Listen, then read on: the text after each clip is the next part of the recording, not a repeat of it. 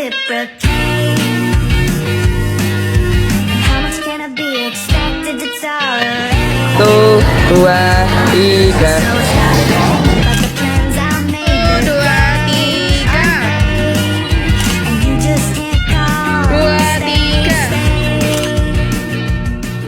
3. Pada podcast kali ini, kami akan membahas tentang kejadian sapi yang secara tiba-tiba mati di kandang bersama milik Desa Matahari. Di sini saya sudah bersama dengan Pak Joko dan Bu Risa, perwakilan dari peternak sapi di Desa Matahari, dan juga Dr. Kinan, dokter hewan yang menangani kasus ini. Mungkin Pak Joko bisa menjelaskan tentang kronologi sapi Bapak yang tiba-tiba mati? Baik, terima kasih Bu.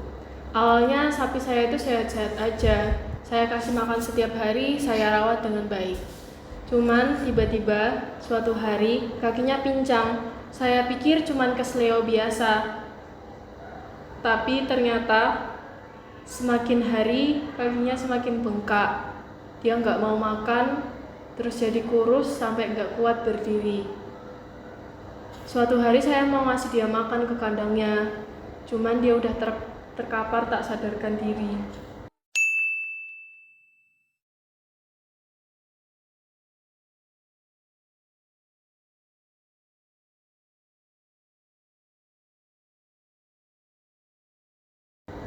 Oh, jadi begitu ya Pak.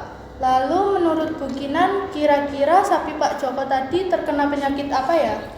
Oke, menurut saya sapi Pak Joko tadi itu mengalami penyakit brusellosis. Brusellosis adalah penyakit yang disebabkan oleh bakteri Brucella. Dia bisa menyerang hewan ternak seperti sapi, kambing, dan juga domba.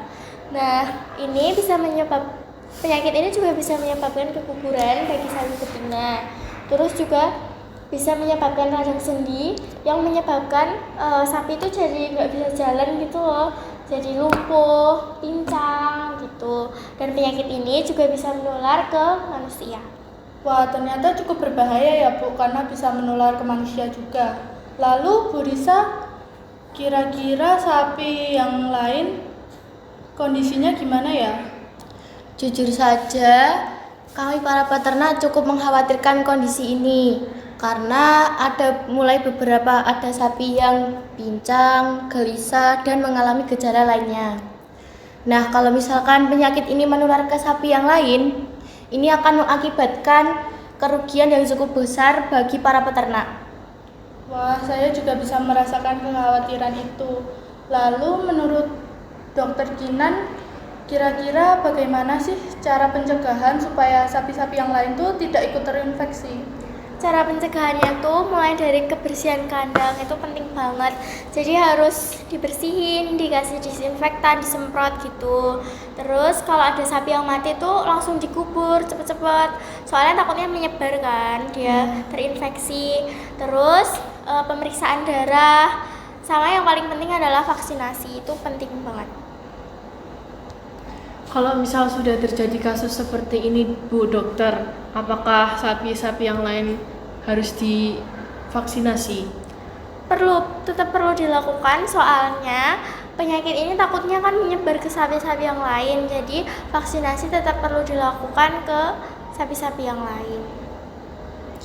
Jadi, kalau ada sapi yang lumpuh gitu atau pincang atau juga keguguran, jangan disepelekan ya Dok.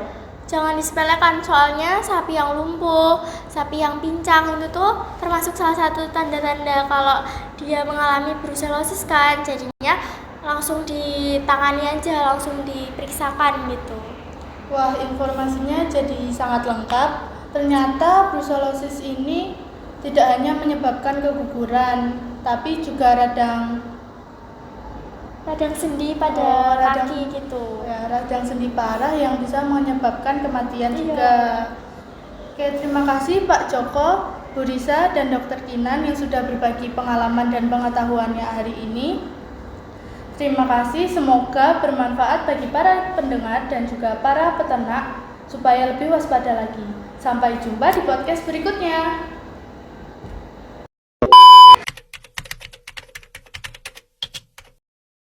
Zoonosis kita cegah, bersihkan tiap langkah. Siap menjadi yang bermanfaat. SPG Zoo, sehat bersama, jaga